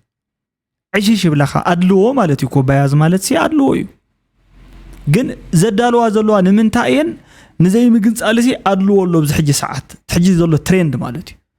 ዘይ ከምቲ ናይ 1947 ዓመተ ምህረት ዝነበረ ማለት እዩ ሕጂ ሓዱሽ ዝተፈጠረ ማለት እዩ ክትፈልጥ ኣለካ ሕጂ ምክንያቱ እንታይ ኣሎ ከባቢየ ክትፈልጥ ክትክእል ኣለካ ጽቡቕ እዩ ካልኣይ ከዓ ዴድሎክ ማለት መወዳእታሲ ዝተቆለፈ ላንድ ሎክድ ዝኾነ ዓዲ እያ ትምስረት ዘላ ማለት እዩ ሶ ትግራይ ላንድ ሎክድ ዓዲ ክትምስረት ከላ ኣብዚ ናይ ኢኮኖሚ ጂኦግራፊያዊ ዕፅዋን ክባን ኣለዋ ትግራይ ምናልባት እውን ሓደ ክፉእ ዝገብሮ ናይ ትግራይ ዘሎ ምግንጻል ማለት እዩ እንተተገንጸለ ዓዲ ተኮይና ምስተንት ግንጸለለን ዘላ ዓድታት እንድሕር ዳ ሰላማዊ ርክብ ጌራን በትናይ ፍቃድ ናይተን ትግንጸለለን ዘለና ኣብነት ፍቃድ ናይ ፌደራላዊ መንግስቲ ረኺባ እንተ ዘይ ትግንጽላ ትግራይ ሲ ናዕጽዋን ክባንያ ትግንጸል ዘላ ስለዚ ቴሌላይን ኩሉ ሳፕላይ ኩሉ ገለ ዝቐርብ ናብ ኣጥቃ ዝቐርብ ነገር ኣይንህብን እንተይለን ኣብ ጸገምያ ትወድቕ ሶ ዝሓሸታ እዩ ዋላ ኢቭን ክትግንጸል ተኮይና ውንሲ ብሰላማዊ ፕሮሰስ ዝበሃል ኣሎ ሌጋል ፕሮሰስ ዝበሃል ማለት እዩ እቲ ሪዞሉሽን በቲ ዓንቀጽ 39 እንተኮይኑ ፍቃድ ተዋሂብዎ ገለገለ ተዋሂብዎ ገለገለ ፍቃድ ማለት ክበሃል ተለኹ ሲኖ ግንጾሉ ማለት የደኮንኩስ ግን እተካይዳ ማለት እዩ ዳሕራይታ ክኸውን ኣለዎ ዝብል ትፍትሕሲ ብሰላማዊ መንገዲ ተኾይኑ ማለት እዩ ምክንያቱ ሱዳን ያ ዘላ በቲ ዓፋር ያ ዘላ በቲ ኢትዮጵያ አካልያ ኣምሓራ እዩ ዘሎ በቲ ሓደ ገጽ ኢትዮጵያ አካል እዩ ኤርትራ ያ ዘላ ስለዚ ኣብ ኤርትራ ጥራሕ ተኣማሚንካ ንበይና ንሳኹም ስለ ዝፈቀደትና ገሌልካውን ዝኸውን ነገር ኣይኮነን ريف حانت ممارس حيسكا مالتي عند قولنا عند ميستا يستمامن ميلو مورينو يبال قدم حانت ممارس حيسكاون كم زي يغيد سو زي بروبليم አለው تنا اسرائيل زول اكزامبل مزي ايتم صايو مزي ايكونونيو كم زي عينت استراتيجي سيجمر بزح ነገር زي ماساسلنا ነገር ነይሩ ካብ ሓደቶም ጽዋዕዎም ነገራት እዮም ዚኣቶም ቀጥታ ዝኾነ ሲ አክሰስ አለው አሳ ቀጥታ ዝኾነ ማለት እዩ ሜዲትራኒያን سو زي حيس كام جنس على نوعلو حدا شانسي إذي كله أفلاليات بحيلك فتحيلو أمينهم أهل عدة تقراي جونوسايز أوجه سرعات بالسجنة حزون كالي زور دما وكوينات المخفات تدقاقا مسحترا كوينات يكايد كم زلون حواحة تفليتهم تود أوزوز أو سمنا وملأختين سرعات بالسجنة حزون نقاريت كوينات مدساء كم زركابن كابزب موقاس أستفلاليو كبابتات تقراي تدقاقا مدفداو دروني فسم كم زلون أرديوم قرم اشي تقوداي زي انت ايو مالتي تزينا وانت زنب زولن وعلى دخيمو مويتي زلو رديو قال بك اتوم تعيات غازيطنياتات نبعلهم طفيهم كيدهم مالتي اباري رموم سلازخونو معحتيهم نير كندي حوز جن غازيطنيا نير ايفن من باب يزبل زلخو مالتي غدفون متنتان ما بسر معحتيهم زلو حق المزراب انت خوينو زي حلفه عماوتታት ማለት እዚ ናይ ጸልማት ዓመት ኢሎም ኢትዮጵያውያን ጽውዕዎ ኣብ ተጋሩ ኣብ ኦሮሞ ምሁር ፈጢሪ ብጠቅላላ ምሁር ግን ነሪ እቲ ምሁር ግን ዓደታት ክጥቀማሉ ይካላን ክልቲአን ሕጂ ክጥቀማሉ ይካላን ኣብነት ምናልባት ኦሮሞ ገለ ጥቅሞም ዝኾኑ ይኽእሉ መምሓራውን ከምኡ ተማሳሊቶም ካልኦት ኢትዮጵያውያን ተጋሩ ግን ኣይተጠቀሙሉን ስለዚ ኣይተጠቀሙሉ ከይዱ ይድቅሳሉ ደቂስ ይሓድራሉ ክሰርሕ ይካላን ታይ ከእትይዎ ድሕረ ደጊሙ ዘእትዎ ነገር የለን ማለት እዩ ዘእትዎ ነገርስ የለን አይት አበርክቶናትካ ይድለን ተተባሂልካ አኑ ይድለዩ ኢልካ በኃይል መጽሐት ነብሮሉ መሬት ስለዚህ የለ ሶ ኢልካ ተጠፈለካ ማለት እዩ ሽዑ አበርክቶካ የለን ዝኹለይ ያምሂሩ ወላዲኻ ማለት እዩ ዝኹለይ ነገር ገይሩ ብዙሕ ነገር ዋላ ንግርማ ሞገስ ንዋዕሉ ንምስማዕ ንዋዕሉ እዝንኸ እንታይ ድራራ ዓይኒ ላ ደራፊት ዋላ ንምርኣይ ንዋዕሉ زيومسي دس زبل كندي عقم زلو كندي بولص تمرت استمهارك كندي تفوتينو لغا هذا حلفوك كويس بزلو مالتي سؤالك حجي خمزي بشتخ متا غلزي يخونس ጫማኻ ክሳብ ዝውዳእ እንድሕር ደኣ ተነብብን ትመሃርን ተነርካ ጸኒሕኻ ኦፍ ኮርስ ንዓኻ ይዝግባት ፖዚሽን ሕሊፍካ ናይ መሃብ ገለ ይኾነን ግን ጋቢና እንድሕር ደኣ ዘይጥዑ ሰብ ሒዝዎ ተመኪና ምጽዳፉ አይተርፍ ታመኪና ናበይ ተብልዋ ይብል ነራ ዓወት ወዳጅ ቀደም ዝኾነት ግጥም ነራቱ መኪና ነራ ማለት እዩ ዘወርት ነሮም 11 ዝጎራ መኪና ኢትዮጵያ ይመስለኒ በመኪና መስልዋ ነሩ 11 ክልል ነረን ታጎማ ገለ ጌራ ገለ ይብል ነሩ ናበይ ከም ዝጠፍ ሕጂ ዓወት ወዳጅ ምበር ሽዑ ቀደም ይብል ነሩ ህጹ ዜና ካብ ዛላምበሳ ካብ 15 ተውጻጹ ክልተ ኮራት ማልዕለት 8 ሰነ 2018 ዓመተ ምህረት ለይቲ ሰዓት 6 ናብ ዛላምበሳ ኣትዮም ኣለዉ እዚ ምንቅስቃስ እዚ ብኤርትራ ቢሉ ናብ ሱዳን ብምእታው ንሰራዊት አልቡርሃን ንምሕጋዝ ጸኒሑ ድማ በአንፈስ ሱዳን ምስ ሓይልታት ጽምዶ ብምዃን አንጻር መንግስቲ ኢትዮጵያ ንምውጋእ ዝተሓለመ ስትራቴጂካዊ ውጥን ምዃኑ ተፈሊጡ ኣሎ ይብሉ ደስ ያሸናፈ ማለት እዩ ሕጂ እዚ ጉዳይ مرعسي ترفكن عاد حاجه زبل يو ناي سودان اسقدفو طنحنا دحن كنحاسبو لينا مالتيو نعنا كن واغا زخفل غدايو حجي اب سماي كوينو ليتنال جنرال حدا يلما مالتيو مرداسا ديوم بالو مني زبال حيل ايرنا اب سماي كوينو زخبر يو مالت اب سماي كوينو عدي زي يخبر زي يدفر لو علاو نتعد زخبر ناي سماي والتان مختانيو يغريص زلو مالتيو فانا ايخا ازي بوست غيرو زلو اوبviously كافتوم حدا اب افريكا اب قرن افريكا ون مالتيو زلو حيلات حيل ايرات حدا مالتيو نا ايتيوبيا حيل اير حقنا مزراب مالتيو سو تزي حيل ايرسي اتحاده حيل اير ايتيوبيا بوقون مالتيو كرامراون قدم حجون تمكيرو زمصيو كاب كالوتون قدم حجون اب نايتي عامه مرت ايتو ايرترا خويناتون مسته تحيزو عبيتي صقمات ዋላ ይግጠሙ በትሽዑን ተማረኸዶ ገለ ተተሓዘ ወዘተ ዝበሃል ዋላ ይሃልዎ ተዝሓየለ ካብቶም ዝሓየሉ አፍሪካ ካብ ጽውዑ ሓደ እዩ ማለት እዩ ሶ እንታይ እዩ ንምባል ተደሊ ግን አለና እዩ እዩ ተዘረባሲ አለና እዩ ኃይል አየርስ አለና እዩ በቃ ዝብለኩም ዘሎ በሐጽሩ ትክክል ነው ትግራይ ድሮን አላት ምንም ጥርጥር የለውም ድሮን አላት ጸረ ድሮን አላት ብዙ ሰዎችም እንደዚህ ስል በተለይ የኛዎቹ ተጋሩ ታዲያ ድሮን ካላት ጸረ ድሮን ካላት ድሮን ሲደበድብ እንደዚህ ሲያደርግ ለምን አልመለሰችም ለምን ወዲያው አትመልስም ይላሉ ውትድርና እኔም ወታደር ስላልሆንኩኝ ጠለቅ ብዬ መተንተን አልፈልግም አልችልምም ለምሳሌ የጸረ ድሮን ጉዳይ ካነሳን ስንት ድሮን ነው አርም ሰብዓ የጣለው ሕተና በሰላማዊ አይፈልጥና አነ ማለት አርሚ ሰብዓ ድሮን ናውሪዱ ዲዮ ዲቆ አይውደቀን አይፈልጥኩን ክሳብ ሕጂ ማለት ድሮን ወዲ ኣብ ትግራይ ክባል ከሎ ሰሚዕና ይንፈልጥን حقن مزراب جيت قال سامتينغ سمعنا لنا تانك قال ريالو تكبر بدرون قال سمع يفلط من الوقت المجمريا غزي سمع خوني خليه ويكا زي سمعناون ስለዚህ እንፎጥ ነበርና ማለትዩ አይ ሰማዕናየን ግን እንተ ኾነ ሓደ ነገር እኮ ኃይለ ደደቢትሲ ዝረስዑስ ሓደ ነገር አሉ ሙዳቀሲት አይዝገብር ከይዳ እኮ አትወቅዕ ዶ እቲ አውን መጽያ አትወቅዕ ሕጂ ይወቃቃየን ተናዓድታት ማለት ክወቃዓ ከለዋ ዝኾነ ቤት ትምህርቲ ዝኾነ ሕክምና እን ዘፍርሳ ቲያና ኡኸይዳ ተፍርስ እዚያውን ካው መጽያ ተፍርስ ማለት ካለው ጤብለን ንሱ ዘይፈልጦ ዘሎ እቲ ምፍራስ እቲ ማእከል ዝፈርስ ዘሎ ኢስ ኦኬ ግን አና ሓደ ሆስፒታል እንተፍሪሶም ኩሉ ተፍሪሶም ጸገም የብሉን በኃይለ ደደቢት ካልኩሌሽን በሆምዚ እዩ ጸገም የብሉን ምክንያቱ አፍሪስለ ፍሪሶሉ ንምክባር ጽቡቅ እዩ ከምዚ አይነት ማለት እዩ ንምክባር ግርቢ ግን አብነት ኢራንን አሜሪካን ታይንስ ጋራ ጸኒሕን ሩሲያን ዩክሬን ታይንስ ጋራ ዘሎ ይደረባበያ እንታይ ድሮን ናይ ድሮን ማዓትኮ ናይ ድሮን ቴክኖሎጂ በሙሉ ማለት እዩ በቃ ማለት እሲ እቲ ቴክኖሎጂ ዝሰልጠነሉ ሞር እንታሃልስ ዩክሬን ናይ በሐቅ ማለት እዩ ኣብዚ ዝሓለፈ ውጋአት ሕጂ ድሮን ዋርፌር ካብ በቀዳምነት አሜሪካ ኢራን ገለ ይኾናን ዘሎ ሕጂ ንሳተኒን ብጣዕሚዮም በቃ ካይት ዘይ ተረፈ ገለ ይተረፈ ሁሉ እዮም ግን ታይም ገይሮም ካብ መፍራስ የልሕነካ ዲዩ አይልሕነካን ታዲያ ካትገብር سقيلو كاب زفرسنا أنا ونكفرسيه مالتي زي تزربازي إحنا نبذلنا خات مفرراس ترجمي يقولوني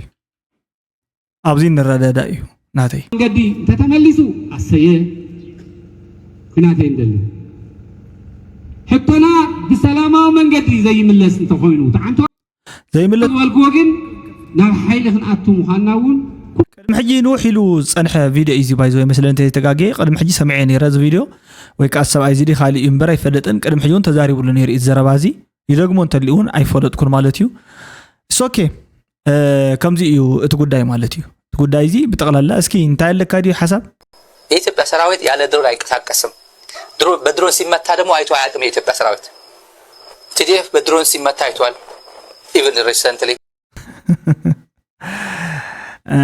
እሺ አይ በቃ ነጊሮኩም ትክክለኛ ዘረባስ ካፍት መጀመሪያ ዘረዳኹም ንሱን ኮም እዩ ማለት ስታሊኑን ዝሓሸ ዘረባ ዘሎ መስል ነር ግን ኢትስ ኦኬ ዘሴም እዩ እትዝብሎ ዘሎ ሪኦ ይፈልጥኒ ሞ ንሱውን ቅጥቀጥዩ ንሕናውን ክንቅጥቀጥኢና ንሪኢና ኢና ንኣብነት ሪኢና ኢና ይዝብል ሪኦ ይዝብል ሪኦም ኣይኮኑን ማዓት ዕሸላት እዮም ረጊፎም እንታይ ሪኦም ይብል ሁቃዕ ከሎ ሪኦም ይብል ህሊቁዎም እዩ ቁፅሪ ስፍሪ የብሉን ይብለካ ከሎ ህሊቁዎም እዩ ኣብዚ ድሕር ደብረሲና ክምለሱ ከለው ዝሞቱ ሕዋተይ ኣነ ዝፈልጦም ንስኻ በዲኻ ትፈልጦም መወዳእታ ካሲ ዓብይ ስለ ዝኾንካ እኮ ሓደ ግዜ ንሓልፈካ ዘለና እምበር ማለት እዩ ኣብ ምንታይ ትፈልጦም ንዘይ ትፈልጦ ነገር ድማ ካባና ንስኻ ትርሕቕ ካብቲ ንሕና ዘለናዮ ማለት እዩ ንስኻ ትርሕቕ ብስልኪ ኣኻ ትሰምዕ ትኽእል ወይ ብኦንላይን ሚድያ ኣኻ ትሰምዕ ትኽእል ማለት እዩ ኣብቲ ከምዚ ዝበለ ውግእን ወሮ ውግእንሲ ዝሞተ ሰብ ኣሎ ንስኻ ግን ይፈልጡ እዮም ኣይፈልጡን ቴክኖሎጂ ይፈልጥዮም አይፈልጡን ንምዕባለ እኮ ጽቡቅ እዩ ይፈልጦሞ አይፈልጥዎን ተለማሚዶሞ አይተለማመዱዎን 40 ቀተል ካሎም ክንደይ ሰሞተ 80 በቃ ደምር ዝጠፈ እዩ ዝድመራ ውግእ ኣብ ውግእሲ ትክክለኛ እዩ ርግፀኛ ኮይንካ ተዛረቦ ዕንወት ከም ዘሎ ኢሎም ዝዛረቡ ንዑ እዮም what is deadly sure in war is there is collateral damage but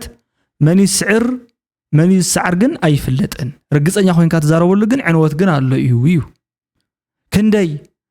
44 ተቀታቲሎም 80 መን ይሕተተሎም ዚኦም ስታሊን እስኻ ትሕተተሎም ነዲኦም ኣይትሕተትን ናይዞም ከምዚ ዝበሉ ሰባት ፎቲኖም እዮም ኣይፎቶኑን ገለ ከምዚ መጻወቲ ዝመስሎ ማለት እዩ ንዑ መጻወት ኩዕሶ እግሪ ኣሎ ዓሚ ኣብ ደርቢ ሲዕሮምና ነይሮም ንስዕሮም ገለ ከም ዓይነት ዝመስሎ ንዑ ወላ ሓንቲ ለውጥ የብሉ እሞ ምስኮም ዚኦም ዝኣመሰሉን ክነብር ኢና ገና እዩ ማለት እዩ ከም ዝፈረደልካ እዩ ክንዛራረብ ኢና ክንረዳዳ ኢና ብዙሕ ነገር ክመጽ ይኽእል እዩ ዝብል እዩ ግምት ዘለኒ ኤኒዌይስ ናይ ሎማዓንቲ ቪድዮ ኣንወሕ ቢል ኣለኹ ማለት እዩ ኣዘራራባይ ስለ ዝኾነ እዩ ተዘራሪብናሉ ስለ ዘለና እዩ ካብዚ ተበጊሱ ብዙሕ ሰብ ነናይ ባዕሉ ዝኾነ ርእይቶ ክጽሕፍ ከዓ ኤክስፔክት ይገብር ኣነ ማለት እዩ ተዳልዩ ፀርፊ ክኾን ይኽእል እዩ ተዳልዩ ናእዳ ክኾን ይኽእል እዩ ደስ ዝበለኩም ጽሓፉለይ ለዋም ቅነ ክኾነልኩም ግን ይምነ ቻው ደህና ቀኒዩ good light نحن حضرت حواتي ما نستوي